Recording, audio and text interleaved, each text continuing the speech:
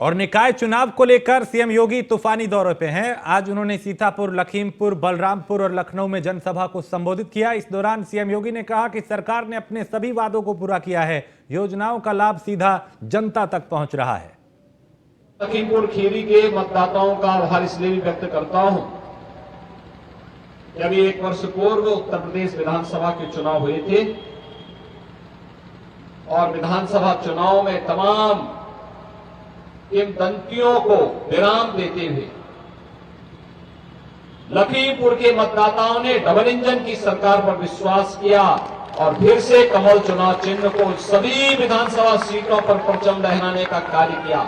हमारे सभी माननीय विधायक मंच पर बैठे हैं, इन सबको फिर से चुनाव जिताने के लिए मैं लखीमपुर खीरी से जुड़े हुए सभी मतदाताओं का हृदय से आभार व्यक्त करता हूं।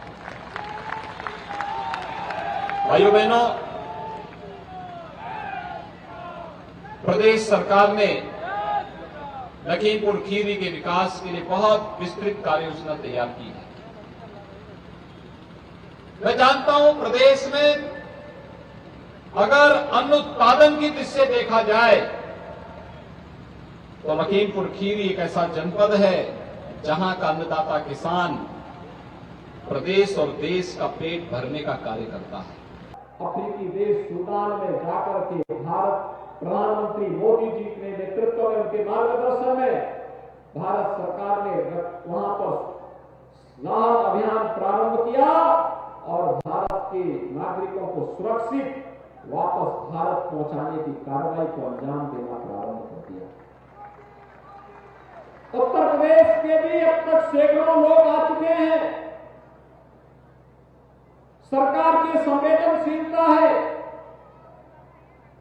जो कार्य आजादी के 65-70 वर्षों में नहीं हो पाया, इन 9 वर्षों में वो प्रधानमंत्री मोदी जी के नेतृत्व में हुआ। हर गरीब को मकान की सुविधा का लाभ मिल जाना, हर गरीब को शौचालय की सुविधा का लाभ मिल जाना,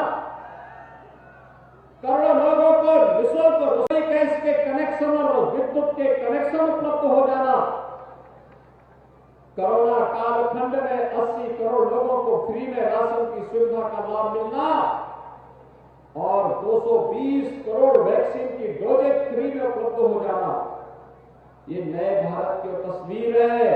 एक तरफ गरीब कल्याण योजनाएं बिना भेदभाव के गरीब तक पहुंचेगी और दूसरी ओर इंफ्रास्ट्रक्चर डेवलपमेंट की बड़ी बड़ी कार्य। और निकाय चुनाव में मतदाताओं का रुझान परखने के लिए डिप्टी सीएम केशव प्रसाद मौर्य वाराणसी में हैं। मौर्य सबसे पहले रुहानिया स्थित पार्टी कार्यालय में पदाधिकारियों के साथ उन्होंने बैठक की। इसके बाद उन्होंने अलग अलग वार्ड में घूमकर बीजेपी के पक्ष में माहौल बनाया। मौर्य ने बनारस संग यूपी में बीजेपी की आंधी बताई और कहा कि 13 मई चुनाव से कांग्रेस, बसपा, सपा जो हैं वो सब साफ हो जाएंगे। जब गढ़ है तो जीत का अंतर स्वाभाविक तौर से बहुत अधिक होगा। 2023 का नगर निकाय का चुनाव एक आंधी के रूप में भारतीय जनता पार्टी के पक्ष में मैं देख रहा हूं।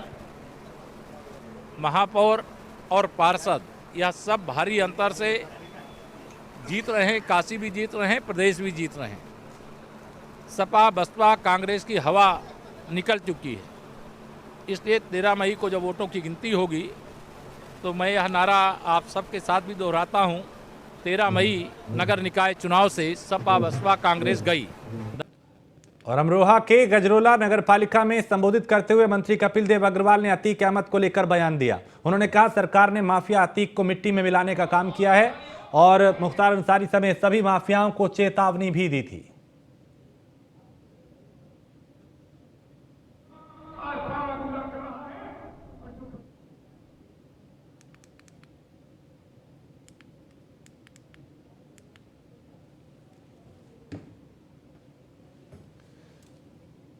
और समाजवादी पार्टी के सांसद डिंपल यादव मैनपुरी नगर पंचायत कुरावली पहुंची, जहां उन्होंने सपा प्रत्याशी अमृता गुप्ता के समर्थन में जनता से वोट देने की अपील की। इस दौरान उन्होंने बीजेपी पर निशाना साधा और कहा उत्तर प्रदेश गलत दिशा में चल रहा है, मौजूदा सरकार चीजों को गलत तरीके से पेश करती है। साथ ही उन्होंने बीते दिनों अल्पसंख्यक समाज से ताल्लुक रखने वाले 4 लोगों की हुई मौत पर उनके घर जाके शोक संवेदना व्यक्त की।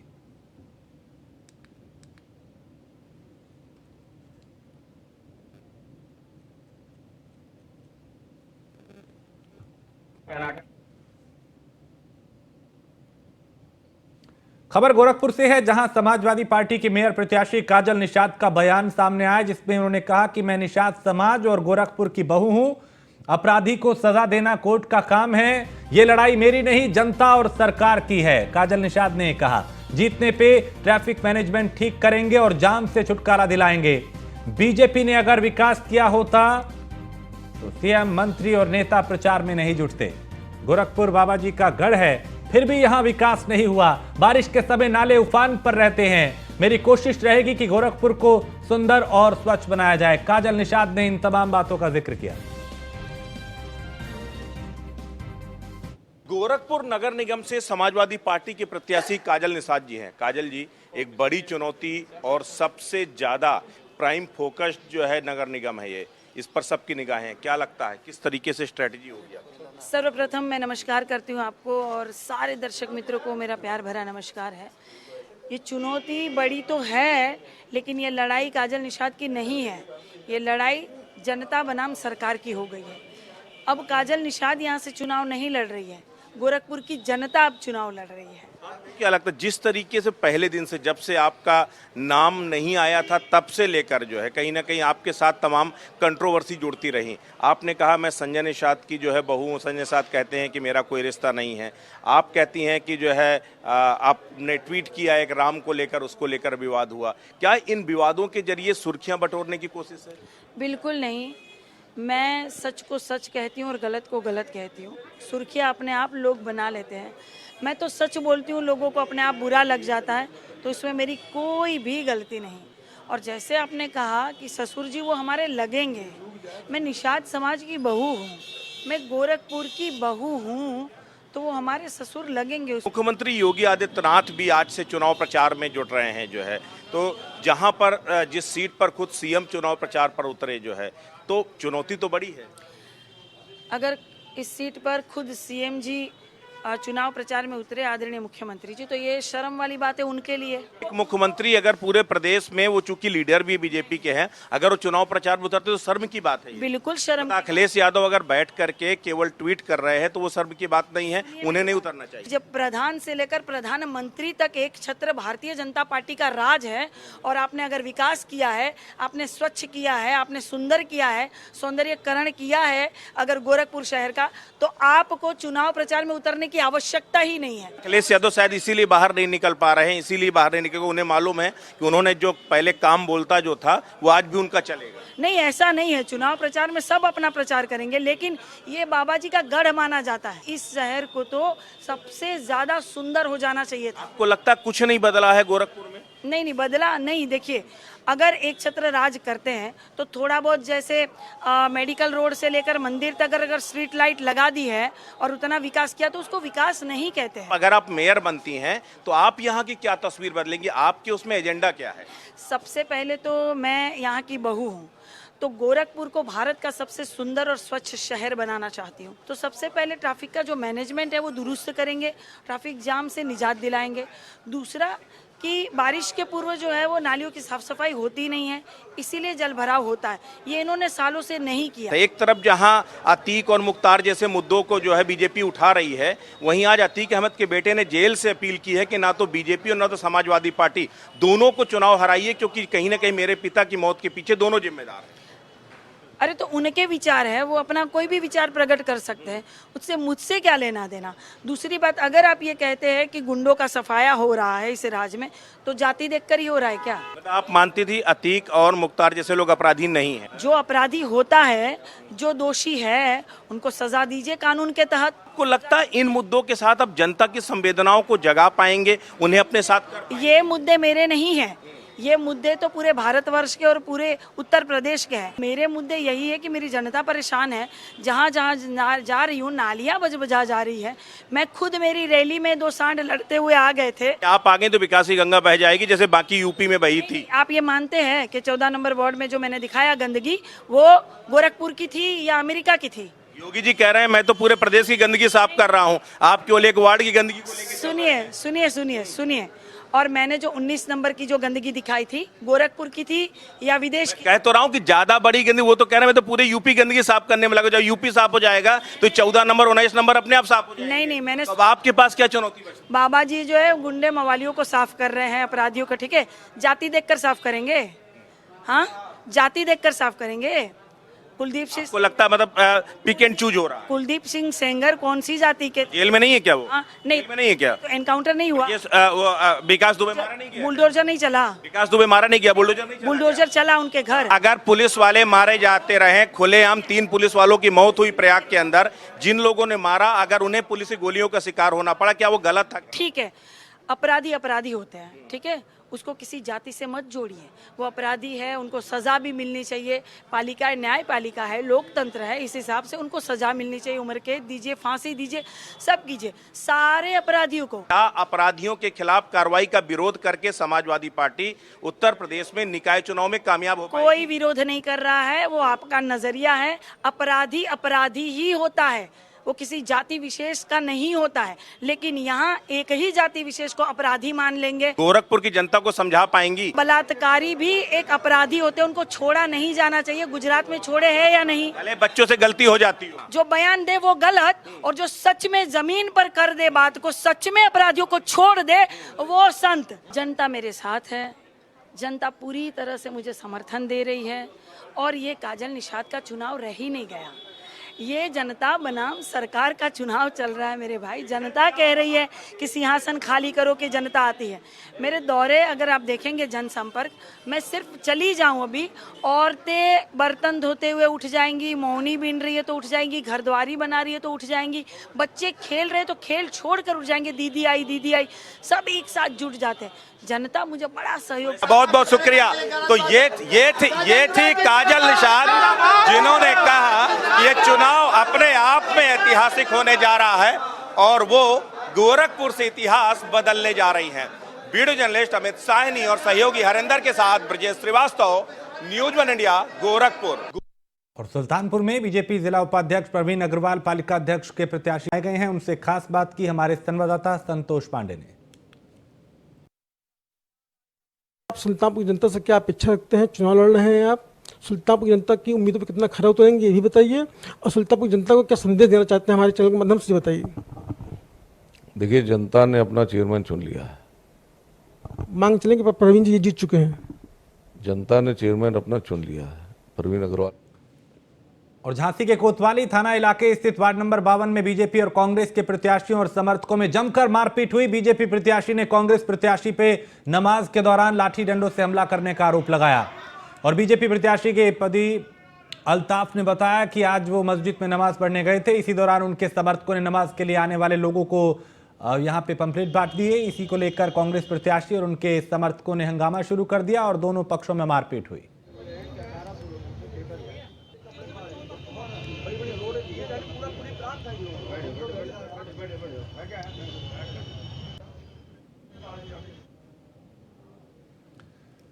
खबर लखनऊ से है, जहां डीजीपी आरके विश्वकर्मा ने समीक्षा बैठक की और पुलिस मॉडर्न स्कूल की व्यवस्था को लेकर यह बैठक की है। और पुलिस मुख्यालय में स्पेशल डीजी कानून व्यवस्था प्रशांत कुमार के साथ तमाम अधिकारी मौजूद रहे। पुलिस मॉडर्न स्कूल का उच्चीकरण करने के निर्देश जारी किए गए हैं। अग्रणी स्कूल बनाने की दिशा में कार्य करें, डीजीपी ने कहा। नए पुलिस मॉडर्न स्कूल स्थापित करने के भी निर्देश उन्होंने दिए।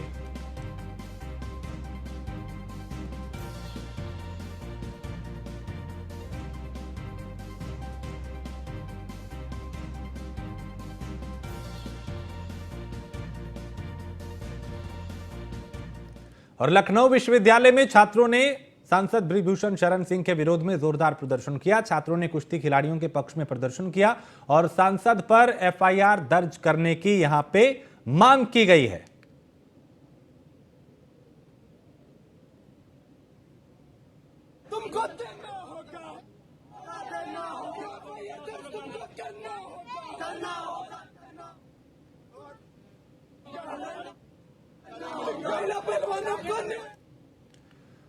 और क्रिकेटर विराट कोहली और उनकी पत्नी अनुष्का शर्मा लखनऊ पहुंचे हैं। अनुष्का बेंगलुरु रॉयल चैलेंजर्स के प्रत्येक मैच की गवाह बन रही है, यानी बेंगलुरु का जहां भी मैच होता है वो ज़्यादातर वहां पे दिखाई देती हैं। और लखनऊ में होने वाले मुकाबले में भी वो 1 मई को नजर आएंगी। 1 मई को लखनऊ और बेंगलुरु के बीच इकाना स्टेडियम में शाम करीब 7:30 बजे मैच खेला जाएगा।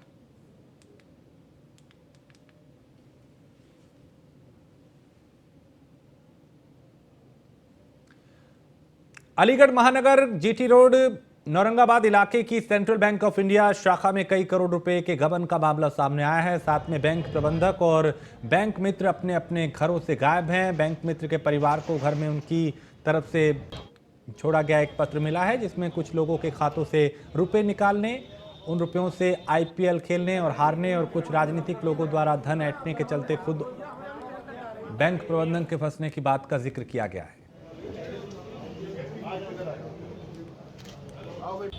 औरंगाबाद में सेंट्रल बैंक है। हमारा जो भी व्यापार होता है उसके करंट खाते इसी बैंक में हैं। इस बैंक से हमारा खाता काफ़ी सालों 2-3 सालों चल रहा था, लेकिन आए दिन हम इस बैंक से शिकायत रहती थी कि हमारा स्टेटमेंट या हमारी नेट बैंकिंग स्टार्ट कर दी जाए। हर बार मैनेजर साहब और ये लोग मिलकर बेवकूफ़ बनाते थे कि हाँ अब खुलवा देंगे नेट बैंकिंग, अब खुल जाएगी, स्टेटमेंट दे देंगे। हमें काफ़ी दिन से हमारी इनसे बहस भी होती थी कि क्या दिक्कत आ रही है। काफ़ी दिन होने के बाद आज हमने उनसे स्ट्रिक्टली बोला कि भाई हमारा पैसा अपने इस बैंक से दूसरे बैंक में ट्रांसफ़र कर दीजिए। अब हमें आपकी बैंक में खाता नहीं चलाना। जब हमने शाम तक उनको टाइम दिया कि हमारी शाम तक हमें ट्रांसफ़र कर दीजिए, अंत हम आपके ऊपर और शिकायत करेंगे। जब हम यहाँ आए तो देखा यहाँ पे बैंक का जो मैनेजर है वो और एक सौरभ गुप्ता लड़का है, ये दोनों जने यहाँ से लापता हो चुके थे। मेरे सेविंग अकाउंट से मैंने एक FD कराई थी 5 लाख रुपए की थी। 5 लाख रुपए की FD के नाम पे जैसे ही मैंने पैसा निकाला उसने सेविंग अकाउंट से निकलवा के दूसरे अकाउंट में डलवा दिया। बोला ये अकाउंट खोल दिया आपका, इसमें आपका जमा हो गया है। उसकी एक रसीद बना के दे दी, अकाउंट नंबर भी दे दिया उसमें मुझे। बोला आगरा से आपको इसकी FD की स्लिप आगे मिलेगी, वो आपको मिल जाएगी। 4 दिन 6 दिन मैंने चक्कर काटे, नहीं मुझे दी रसीद। उसके बाद जब मांगा तो कहले आगरा से आएगी, आप बेफिक्र रहो, आपको रसीद तो है आपके पास 5 लाख रुपए की। वो रसीद मेरे पास आज भी है, लेकिन उस अकाउंट में कोई बैलेंस नहीं है। मतलब मैं इसका ग्राहक हूँ कम से कम 15 साल पुराना। शुरू में मैंने 11 लाख रुपए की लिमिट ली थी। 11 लाख से फिर 20 लाख कराई, 20 लाख से फिर 40 लाख कराई। 40 लाख पे आके फिर उन्होंने मुझसे कहा कि और पैसे चाहिए, मैंने नहीं चाहिए। काम किया मैंने, अपना टर्नओवर घुमा रहा हूँ, करोड़ों का टर्नओवर कर रहा हूँ। फिर मैंने एक अपना मकान गिरवी रख के ना 43 लाख रुपए मैंने अभी लिए हैं उससे। तो उसमें से मैं केवल 25 लाख रुपए खर्च करे हैं, बाकी मेरे बैंक में पड़े हैं पैसे। वो पैसे हमारे गए और जो हमारा टर्नओवर चल रहा है वो गए। सालों से ये स्टेट अकाउंट वो नहीं देते, स्टेटमेंट कुछ मतलब लिखा पड़ी है ही नहीं इनकी। मोबाइल में मैसेज कहते थक गए हम। सेंट्रल बैंक ये बेटी के लिए FD कराई थी 10 लाख रुपए की, जो फरवरी से अब तक नहीं मिल पाया उसका प्रिंट। कोई रिसीविंग नहीं दी इन्होंने कि कल दूंगा, कि शाम को दूंगा, कि परसों ले जाना, कनेक्टिव नहीं है, कि फॉर्म नहीं है। इसके कुछ ना कुछ बहाना बना। ATM में 30 लाख का कैश जो आउटसाइड एजेंसी है उसने जमा नहीं किया, हम उसकी इंक्वायरी करने आए थे। अभी 30 लाख शॉर्टेज की सिर्फ मेरे पास जानकारी है, और किसी अकाउंट के बारे में बिना इंक्वायरी किए मैं कुछ भी नहीं बताऊँ। अच्छा, जो कस्टमर शिकायत कर रहे हैं उनकी जो सर बिना जानकारी कस्टमर ने मेरे पास आज तक कोई कंप्लेंट नहीं आया। नोटिस कस्टमर यही कह रहे हैं किसी के खाते से पैसा निकला है, किसी को स्टेटमेंट नहीं मिली है, किसी का मोबाइल पे मैसेज नहीं आ रहा। इस टाइप की कंप्लेंट्स हैं। बिना इन सबको मैंने रिक्वेस्ट किया है मेरे को राइटिंग में दीजिए, मेरी IT टीम पूरी जांच करेगी, उसके बाद हर कस्टमर को संतुष्ट किया। प्रतापगढ़ जिले में सांस्कृतिक कार्यक्रम का आयोजन किया गया, जिसमें अवैध असला से युवक ने फायरिंग की। मंच पे चढ़ के युवक ने फिल्मी स्टाइल में सिगरेट पीते हुए हवाई फायरिंग की और फायरिंग के बाद अफरा तफरी मच गई। फायरिंग का वीडियो सोशल मीडिया पे तेजी से वायरल हो रहा है। पूरा मामला नवाबगंज थाना क्षेत्र के रेवली गांव का बताया जा रहा है।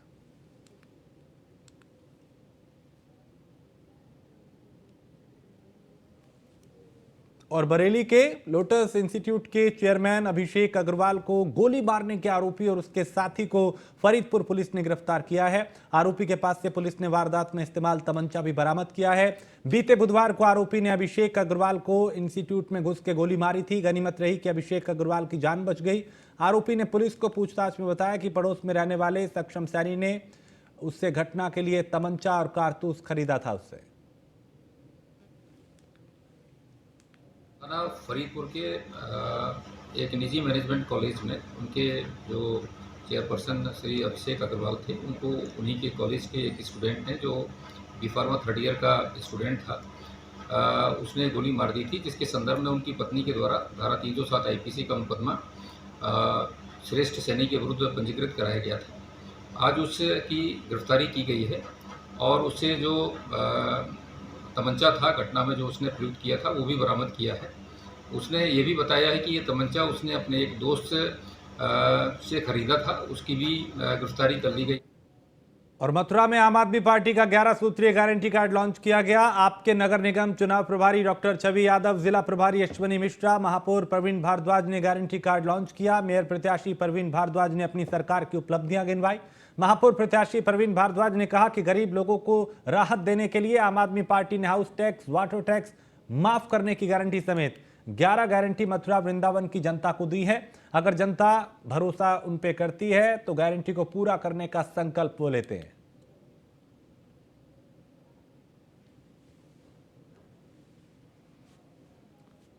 और इसी के साथ इस बुलेटिन में फिलहाल इतना ही। आप बने रहिए न्यूज़ वन इंडिया के साथ।